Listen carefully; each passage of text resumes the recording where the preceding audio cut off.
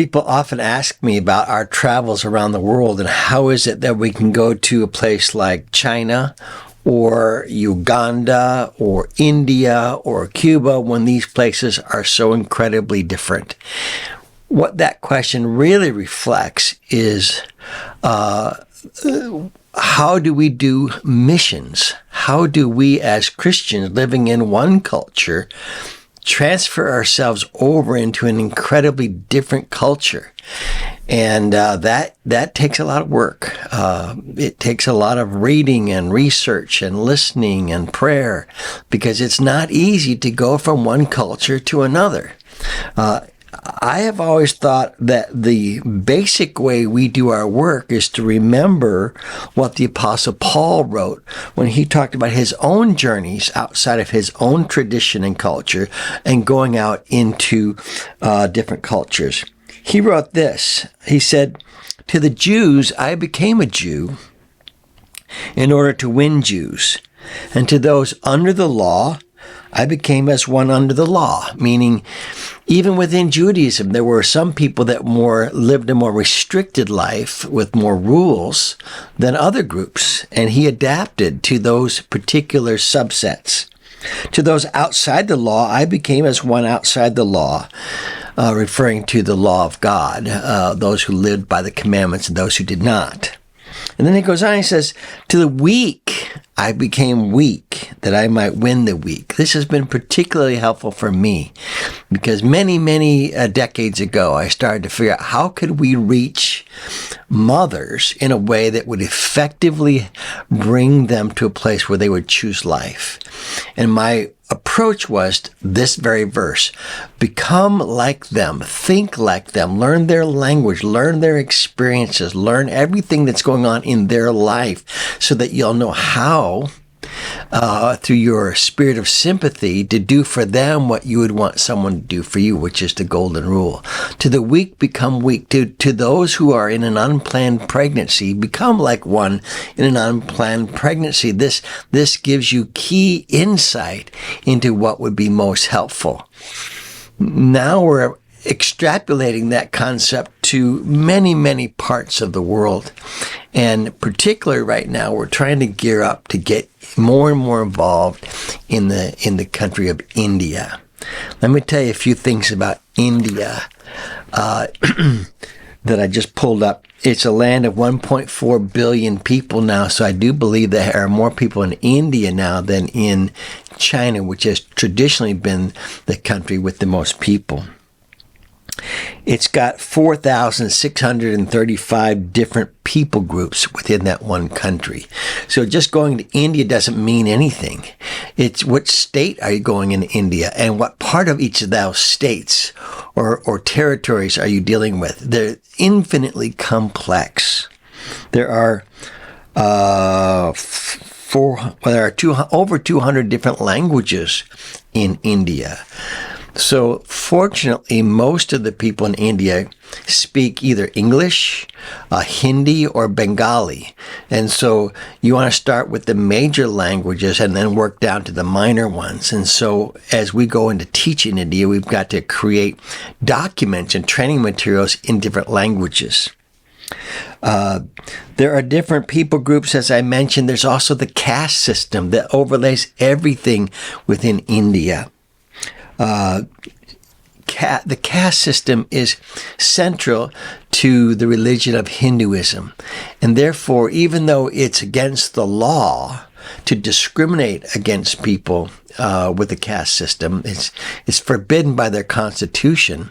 It can't be stopped because Hinduism requires and is an entire religion that works through a caste system worldview. And there are over, how many? There are over 4,000 different castes, 6,000. That's what I got here, 6,400 different castes. So each of these then limits your social interactions with other people and defines your life depending on what caste you're in. This is an infinitely complex culture is what I'm trying to say. There's a quote that I learned long ago that Winston Churchill gave. in describing Russia. Listen to what he says. He says, it's a riddle wrapped in a mystery inside an enigma.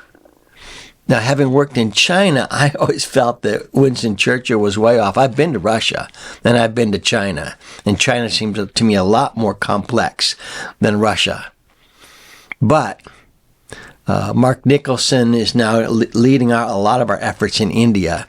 And the more I learn about what we're doing in India and seeing there and hearing, I think really it's India that is a riddle wrapped in a mystery inside an enigma. It's infinitely more complex than any other country that we've ever been in. And therefore, we're being cautioned that whatever we do in India, we need to think a little bit more long-term. We need to think about small, incremental steps.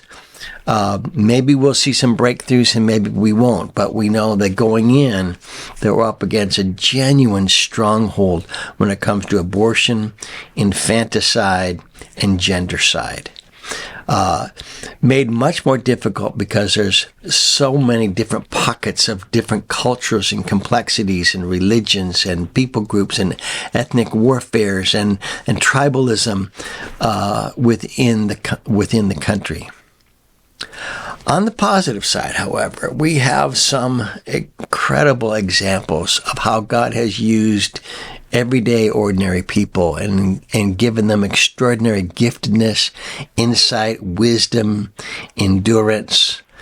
And perhaps the great hero of our work in India needs to be William Carey once again. William Carey was a Baptist from England who went to India over 200 years ago. And he may still be the greatest missionary that ever went to India, according to what he accomplished there. He not only wanted to bring the gospel into India, but he wanted to see that as the gospel changed individual lives, it had a social impact and it changes the whole culture. And so he was very broad-minded in the types of things that he was involved in. He was an industrialist, and he introduced the steam engine to India while he was there.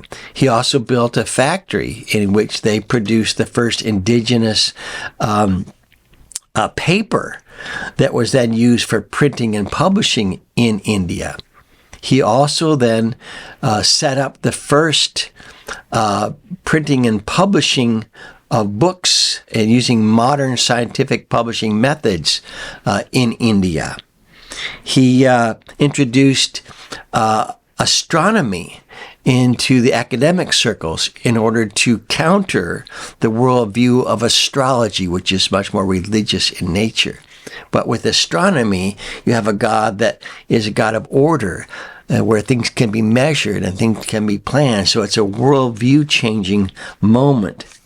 He started many schools and hospitals and medical clinics throughout the parts of China, of India that he worked in. He started the first college, the Serampore College, which is near Calcutta. And of course, he was busy translating the Bible. And by the time he was done, after 40 years of being in India, he had translated the Bible into 36 different languages, the whole Bible or parts thereof, meaning probably the Gospels and some of the Psalms. And at the same time, he found out that the question of life and the dignity and the sanctity of human life was also much destroyed by the culture. For example, he found out that every year about 400 babies were thrown into the Ganges River to be eaten by alligators. And he knew that the tradition of widow burning was very common in different parts of India. All of these were violations of the sacred order that God created life in his image and is to be respected rather than intentionally destroyed. And since India at that time was under the rule of the British government, he began a pro-life crusade that eventually succeeded in passing a law against infanticide in China, which was named Carrie's Edict. I think it's a great tradition and legacy that has come down to us today in India that I expect us to use a lot. The reality is that India is plagued by abortion today, by infanticide, and by gendercide. There are whole villages that haven't seen a baby girl born in their village in a couple of years because they're all identified and aborted before they're born. So it is an incredibly deep, powerful stronghold for our work. And we're gearing up more and more for it. I want to show you a picture of our leader there, Pastor Amit Paul, who lives in Calcutta, and ask you to pray for him. You might want to put him, his name in your Bible or something like that, because I don't think that you can pray too much for this guy. We have an incredible long-term commitment developing in India. It's not even clear what parts of India are going to be the most open or the most resistant, but we've been to India now over 9 times, and we're learning enough to see where some of our opportunities are and what some of the obstacles we have to figure out and overcome. We've already gotten our materials translated into Bengali and Hindi. We've got another 5 that we're going to be working on over the next year. And so all of this leads me to say we need to rise up in terms of our mission and continue to go to the hardest and the neediest places. And that means India, among the many other places that we're working, but especially now in India. And we welcome your prayers and your ongoing support.